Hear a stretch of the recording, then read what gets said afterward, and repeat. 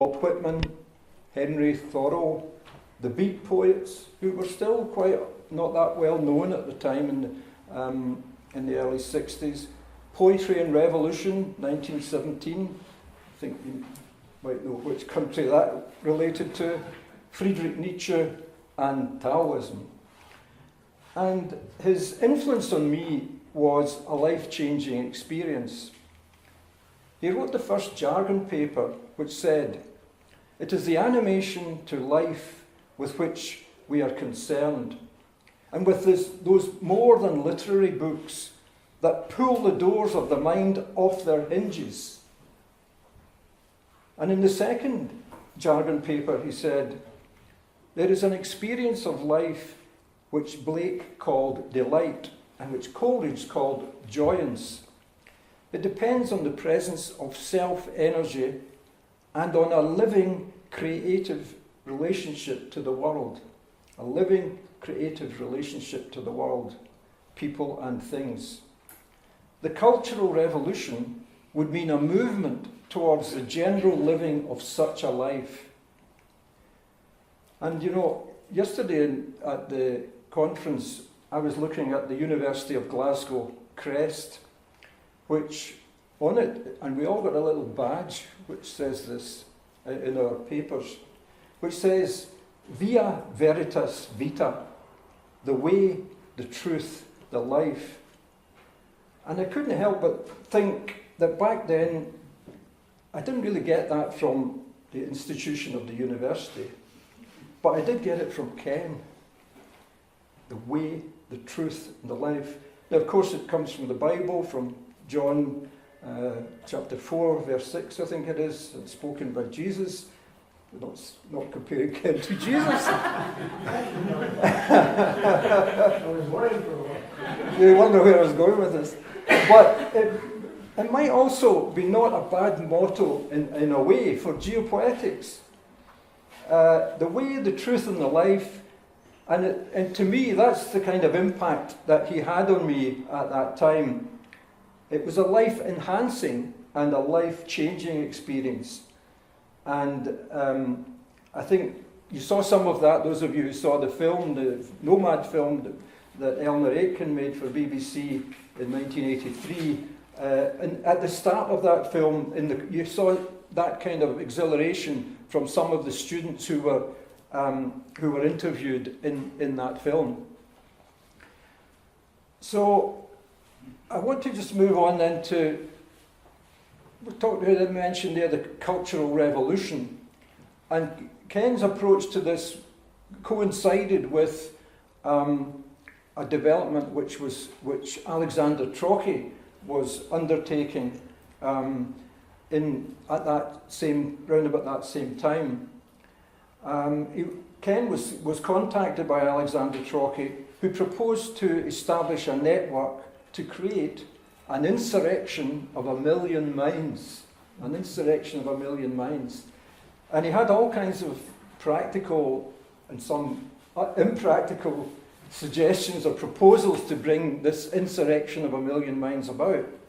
And the jargon papers were included in what became known as the Sigma portfolio, an A2 sheet, a big poster sheet, probably about that size, which Trocchi distributed to his many worldwide contacts. And of course, he'd made a lot of these contacts when he was in Paris in the 1950s, when he edited the Merlin magazine, which published leading writers such as Samuel Beckett, Henry Miller, Pablo Neruda, Jean-Paul Sartre, and many, many others. From 1952 to 54, he was editor of Merlin in Paris. However, perhaps partly because of Trocchi's drug addiction, Project Sigma didn't survive the 60s except in Holland, where they had a particularly active group. And for a variety of reasons, some of which Cairns Craig talked about yesterday, about the dead feeling in the world of literature and culture generally in Britain, at the time, Ken decided to go and live in France from 1967 onwards. And this led to the parting of our ways. He to lecture at the University of Po, and I to remain in Scotland, become a teacher and political activist. But the interesting thing, I think, about that is that each year, and it was usually round about the end of the school session in the summer, I would have this hankering to reconnect with Ken. And I remember even going once to knocking on the door of his flat and Marie-Claude's flat in Hamilton Drive and asking, do they have an ongoing address for Kenneth White? And, you know, whoever it was said, yeah, well, there was a guy here. I think he was a poet of some kind. And but I don't have an address. We don't have any way of contacting him. So I had to give up on that at that time. And the reason why I was doing that was that I now think I was missing that living, creative relationship to the world which I had got from his talks and poetry at the Jargon Group. And then 20 years later, 1987, I think it was, yeah, I came across an article, an essay in Contrastus magazine, which at the back said that he was a professor at the Sorbonne in Paris. So what did I do? I wrote to him, told him I was actually coming through Paris that summer on my way to Italy, I think it was, and could I see him? And I dutifully went to quite high up in the building. I remember, I don't know which floor, it was about the 5th or 6th floor, the place was busy, and but he wasn't there. So I went away back to my little digs in the left bank, and I thought, I've come so close, you know, I'll go back the next day. And I went back the next day, and I bothered the secretary, who I did write about this episode in a sort of short account of trying to make contact with Ken again.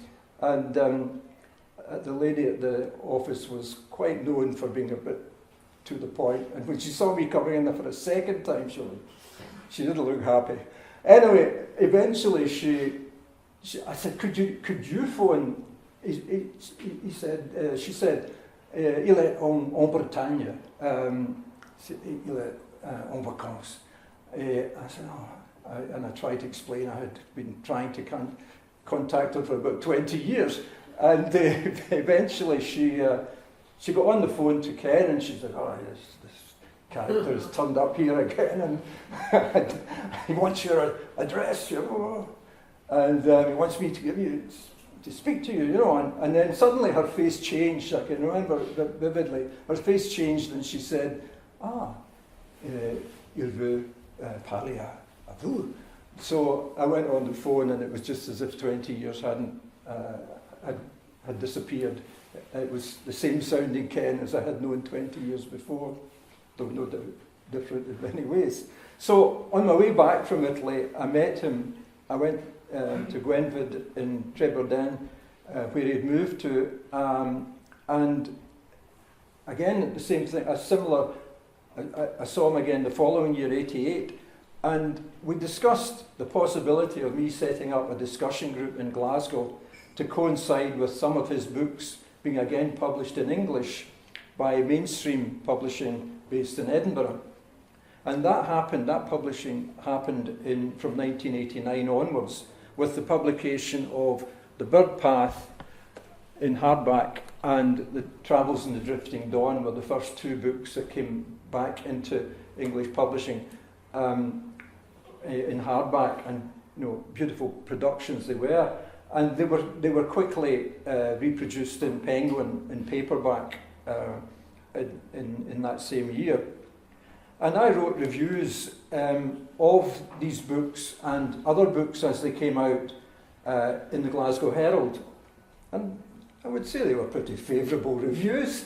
And Catherine Lockerbie, who was the literary editor of The Scotsman, she wrote rave reviews in the Scotsman. I think she said, an intellectual genius was the phrase that she used. I didn't go quite that far, but I made it clear that I was very appreciative of these books becoming available in Scotland.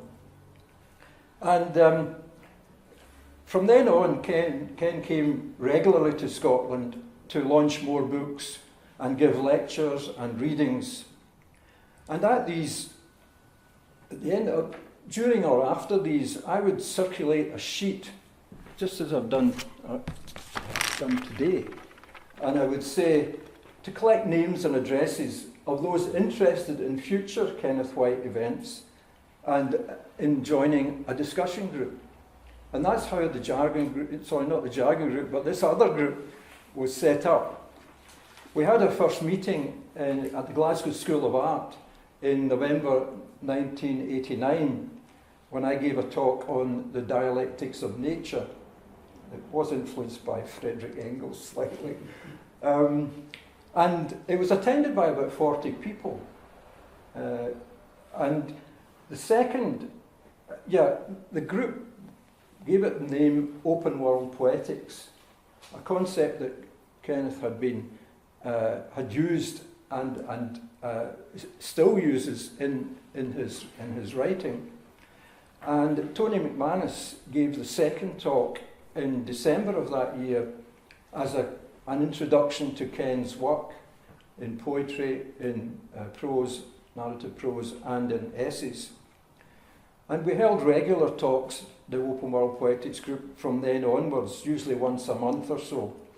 We had talks on geology, we had talks on Patrick Geddes, Gary Schneider, John Cage, Edwin Morgan, and many more. In fact, Edwin Morgan came and gave a more of a poetry reading to our group. We also organised residential weekends at Alashaw Lodge near Elwyn Foot and elsewhere. And this went on for about 10 years after that. And we also held fundraising words and music nights in the Scotia Bar and the Clutha in the centre of Glasgow. And we produced 3 issues of Open World magazine, which included articles by Ken and about Ken and some of these other figures that I've mentioned, these writers and thinkers that I mentioned earlier. And on Burns Night, 1995, 25th of January 1995, the Scottish Centre for Geopoetics was founded by Tony McManus, myself, and about 30 others came to that meeting in Waterstones in Edinburgh. And Tony was particularly in regular close contact with Ken, both prior to the foundation of the Scottish Centre and following its foundation. And Tony wrote,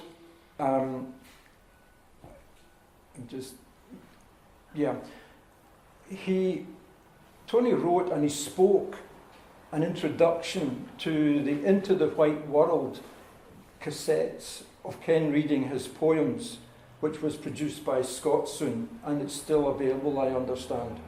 And that was in 1992, before the Scottish Centre was even founded.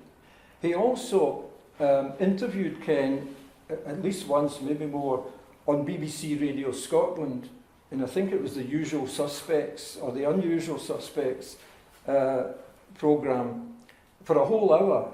This was an hour-long interview between Tony and Ken. Things have gone a bit downhill at the BBC since those days, I'm sorry to say. But particularly important was that Tony wrote a whole series of essays about geopoetics and Ken's work, which were published in magazines like Concrastus, Chapman, and Radical Scotland. He also curated the White World exhibition and the Radical Ground Conference in 1996. The conference was held on the eve of the exhibition's launch at the National Library of Scotland in Edinburgh. And that exhibition subsequently toured different parts of Scotland, including, I'm pleased to say, Largs, near Fairley in Ayrshire, where Ken grew up. It was subsequently translated into French and was exhibited in many parts of France. And I haven't seen it yet, but I understand some parts of it are in the foyer, are out here to be looked at today. So they're up at the back. Yeah, I can see now. Yeah, yeah. So, you know, those panels, which were large panels and text, Tony produced these in very close contact with and agreement with Ken. Tony also took part in the work of the International Institute of Geopoetics, and he went to some of its conferences in France and translated the whole of the first Cahier de Geopoétique into English, which I think remains unpublished, but he translated all of that first Cahier. He also ran courses on geopoetics at Edinburgh University's Office of Lifelong Learning, which, along with regular talks, meetings and field visits, helped to recruit members to the Scottish Centre. He worked tirelessly with folk like Archie McAllister and Jenny Renton on promoting geopoetics and responding to criticism of Ken from some reviewers and some literary circles. The great thing was that Tony was able to read many of Ken's books in French, particularly his essay books like L'Esprit Nomade and Le Plateau de l'Albatros. And in many of his articles, he argued strongly and persistently that publishers should bring out Ken's essay books in English. Now, when this didn't happen for some years, the Open World Poetics group decided to publish Coast to Coast, which is this book here. Interviews and conversations with Kenneth White, 1985 to 1995. And this came out from our own Open World imprint. You can see where all the names are coming from. In 1996, as a way of introducing and outlining some of Ken's ideas and work to a Scottish audience. And eventually, through persistent effort, in 1988, on Scottish ground, the first essay book in English was published by Polygon, with essays going back to 1966, which had never been in print before, and talks that he'd given in Scotland since 1989. And the range and the depth of his thought contained in this book, this first essay book, and in other essay books, was completely remarkable. There was nothing like it. And those lectures which went into the book, they really struck home with wide audiences in Scotland over many years in the 90s. And one of the many remarkable things I think about these essays is that in essays like Into the White World, which was written in 1966, Ken prefigured many of the ideas which later became known as geopoetics. So you can trace the development of his thought in these earlier essays into the later essays on geopoetics. And in the year 2000, when Catherine Lockerbie became director of the Edinburgh International Book Festival, the first name on her list, she wrote this in a pamphlet, was to invite Ken to give talks and readings at what became the biggest book festival, I think, in the world. And Ken delivered a whole series of inspirational lectures and readings, which included in 2001 the Consignia lecture, recalled The Remapping of Scotland, which the book festival published as a pamphlet.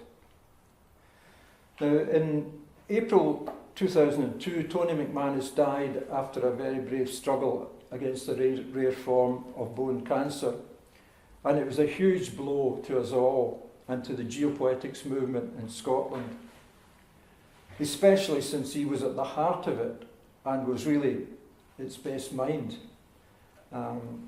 He wrote really wonderful essays that I'll come back to in a moment. And in August of that year, some of the centre members, including myself, we met with Ken in Edinburgh, and we decided to try to keep Tony's work and the Scottish Centre going. We held follow-up meetings, we elected office bearers on the committee, adopted a constitution, and started to issue regular newsletters to our mailing list. In October 2003, a two-day symposium took place at St Andrews University, organised by Gavin Bowd and Charles Forsyth, to mark 40 years since the publication of Ken's first poetry book, I think it was, Wild Coal, which I had bought as a student when it came out in Glasgow in 63. It was a successful event, and that year also Open World collected poems 1960 to 2000 came out from Polygon, and we from the Scottish Centre we published Geopoetics, Place, Culture, World from our new imprint Alba Editions, and we held a weekend event at Whiston Lodge in South Lanarkshire. And in 2005 the papers from the St Andrews Symposium were and others that came in following the symposium were published in Grounding a World, Essays on the Work of Kenneth White, which is very worth reading for an overview of all different aspects of Ken's work. We also held the first weekend event that we'd had on the Isle of Ling in Argyll, where I now live, after which essays, poems and artwork from the weekend were published in a booklet by the Island Journal from Essence Press, based in Edinburgh. As well as bringing out a regular newsletter, we decided to hold meetings on our AGM, mostly in the Edinburgh area, where most members in those days were lived. And we also organised field visits to places like Dunbar, the Isle of May, Aberlady, and we also decided to hold residential events every second year. People like Peter Gray, Graham Urquhart and Bill Taylor in turn became our secretary, and they helped to develop our work. And then Bill Eddy, another council member of Geopoetics, we provided a weekend course on geopoetics at Edinburgh University's Office of Lifelong Learning in 2006, and a day course in 2007, picking up where Tony had left off. We also went back to Ling for a second weekend event in 2007. We produced an open and island box out of the creative work that came from that. And that was the year that we, very importantly, launched our website, www.geopoetics.org.uk, which was created by our designer, Steve Pardew. And one of the things we try to do on our website is to answer the perennial question, what is geopoetics? And what I did was scour the essays and writings that had been published in English by Ken and other articles and so on, and to outline the main elements of geopoetics for those new to the concept. I sent these to Ken, and he said, sure, go ahead. It's a reasonable kind of summary, and I think that has helped to clarify the various strands of the theory practice of geopoetics. Our most, and I should say also that in that same year, 2007, The Radical Field was published by Sandstone Press based in Dingwall in the Highlands. They had previously published On the Atlantic Edge, based on 3 lectures that Ken had given in the Highlands, and but this is the book, really an introduction to Ken's life and thinking and to geopoetics, and I think it's the most comprehensive and clearest explanation of introduction to geopoetics that's in print at the moment in English. But our most ambitious event as a Scottish Centre was the week-long Geopoetics Summer School and Atlantic Island Centre we held in 2009 in online. We had filmmakers, we had musicians, we had writers, and a whole series of events which local people and visitors took part in. And we actually created another website, AtlanticIslandsFestival.com, where you can read all about that particular conference. It's still online. And out of that came collaborations in music and poetry with Mark Sheridan and Mary McInnes, which the three of us subsequently toured to Mull, other parts of Argyll, and up to the Murray Arts Centre. We kept this going by a weekend, a Geopoetics weekend on the Isle of Islay, with members of the Seal Natural History Group, who were mainly there for the birds. That was following on, that was 2010. And we had another in 2011, we were down in Grantwood, which is the former home of John Ruskin in the Lake District, and for another weekend event which was mainly focused on the visual arts and geopoetics. The following year, we started publishing an annual online journal which we decided to call Strabeg. The themes for that each year were Henry Thoreau, Coast to Coast, Geopoetics in Practice, Intellectual Nomadism, which Ken spoke about yesterday, and he kindly provided an essay on that for us, and Expressing the Earth. And they're all there, you can read them on our website. We've also been holding joint meetings with the International Futures Forum based at Aberdour on the Fife Coast, and we've had, I think, 2 sessions with the Falklands Centre for Stewardship. Jim McCarthy gave a talk about geopoetics in Gatehouse of Fleet. Gordon Peters gave one at a geology conference in London. I've been giving talks on introducing geopoetics to people in places like Stromness, Ullapool, Nairn, Cromarty, Durham University, and Ling, Oban, and other parts of Argyll. Very importantly, Ken continued to give lectures and readings in Scotland as a visiting professor at the University of the Highlands and Islands, and at the University of Aberdeen, where he was initially invited by the poet and writer Alan Spence. And since 2013, 4 Kenneth White books have been published by the University of Aberdeen, and last year it started publishing his complete works, beginning with From Underground to Overground, underground to Otherground, which is a crucial project for both the intellectual life of Scotland and for the legacy and the continuation of Ken's work. And I'd like to publicly thank Cairns Craig for all the vital work he's done, which has made this possible.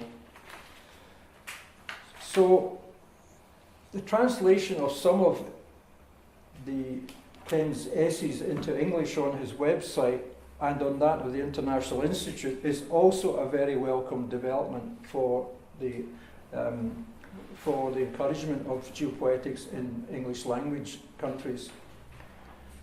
2017 was a watershed year for the Scottish Centre for Geopoetics.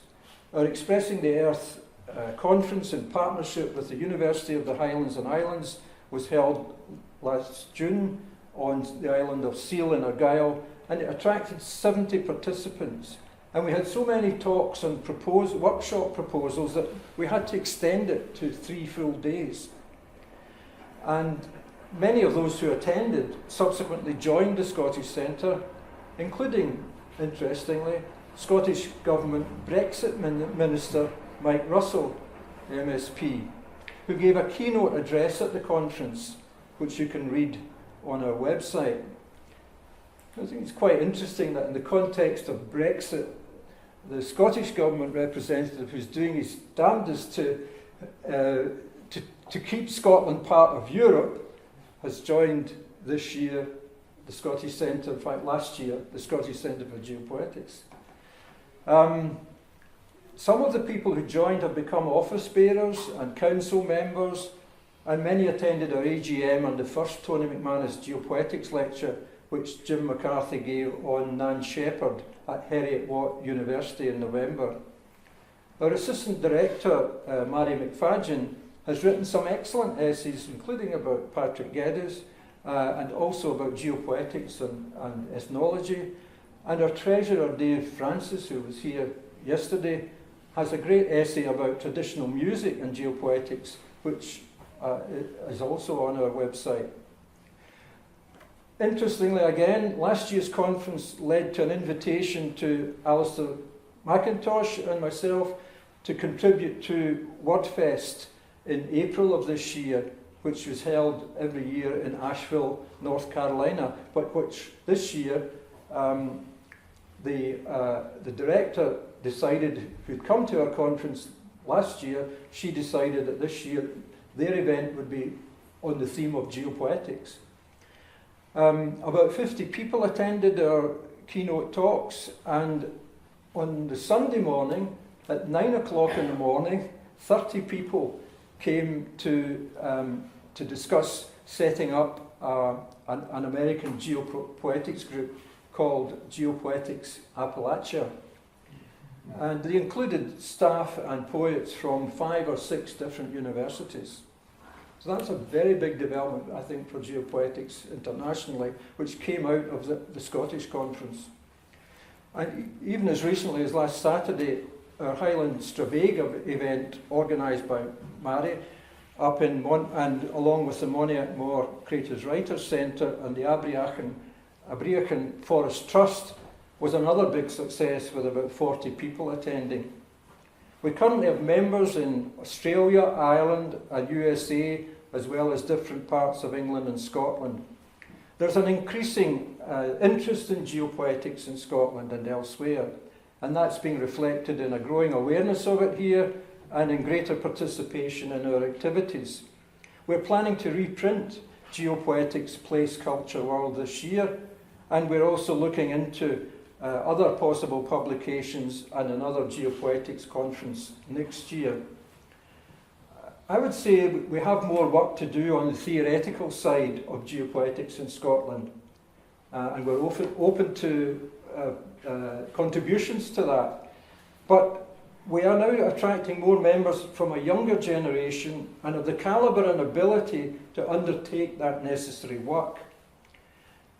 We may not be talking about the need for cultural revolution these days, but we are talking about the need for radical cultural renewal, which pretty well comes to the same thing. And another important development is that we have closer active partnerships with and members in universities like UHI, Heriot-Watt and the University of West of Scotland.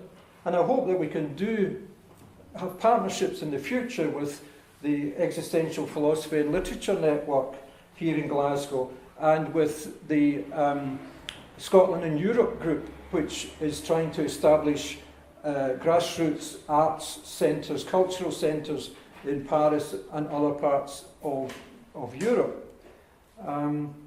So I think, in spite of the doubt expressed by Stuart Kelly in an essay in Grounding a World, it was a very good article, but there was one doubt he expressed about the future of geopoetics in Scotland. I'm very pleased to report that geopoetics in Scotland is thriving. And much of that is due to the consistent, dedicated work that Tony, myself, other office bearers and council members have put in over the last 23 years. But it's also due to the intellectual inspiration that Kenneth White's visits, his writings and lectures have been to the growing geopoetics movement in Scotland. And I'd like to thank Ken for that, and I'd like to thank Marie-Claude for her translations of Ken's work and all the support she's given Ken over so many years. This has been absolutely vital to the development of geopoetics in Scotland. Finally, I'll just end by saying that everyone who has contributed to making the Scottish Centre for Geopoetics a force for good in the world of geopoetics is also due thanks. So finally, if you would like to join our mailing list, become a member of the Scottish Centre for Geopoetics, or order any of the books that we have here for sale, please do what we did all those years ago and put down your name and email address, and we'll get in touch. Happy to answer any questions and welcome any discussion on these points. Thanks very much.